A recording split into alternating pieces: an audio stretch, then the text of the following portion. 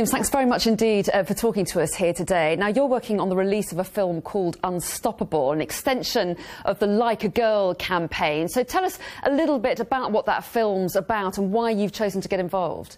So I'm here, as you said, for the launch of the new Like a Girl, Unstoppable Like a Girl video. I'm here in New York speaking to a lot of people who are all helping to inspire young women to not lose their confidence through puberty. It's something that we've seen so often, that young girls feel limited by society. There's been so many social experiments done that actually back this knowledge, and they feel like they're put in boxes by society and they're constantly told what they should or shouldn't do.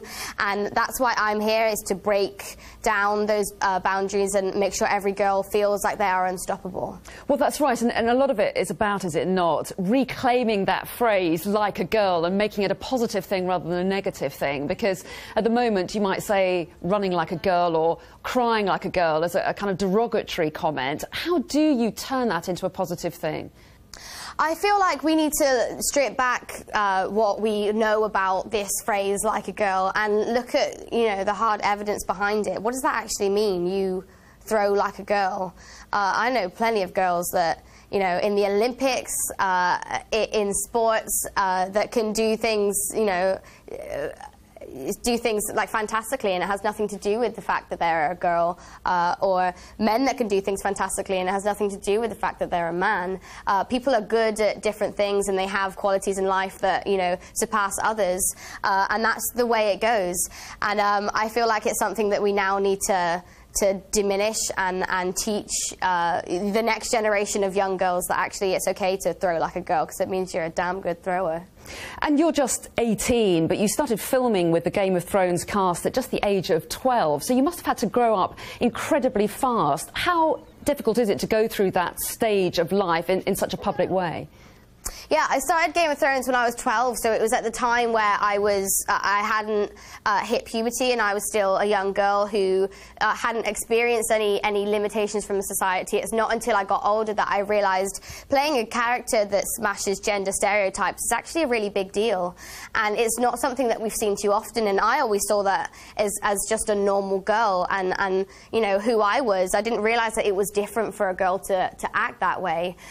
So, you know, working on this show from a young age, I have found my confidence and found who I am a lot earlier than a lot of other people, and I've been lucky enough to have a great support group of like family around me to support me in the decisions that I make. But I know that it's not the case for everyone, and not just because they don't have the support network, but because there's just not the knowledge and not the teaching of confidence in young girls. And that's what TED and Always have partnered together to create a confidence curriculum to be taught in schools globally. And yeah, it's something that I wish that I had when I was a lot younger, and I know a lot of girls would really, really benefit from. So I've been lucky enough to find who I am on my own, but I know that a lot of girls can't do that and haven't done that, but they deserve to. On the subject of Game of Thrones and on the subject of women as well, there was a big reaction to the rape scene that occurred in the last series of your character's sister. It even got American senators tweeting about it. What's your feeling about that, Rao? I feel like in Game of Thrones there is a lot of very strong characters that are depicted.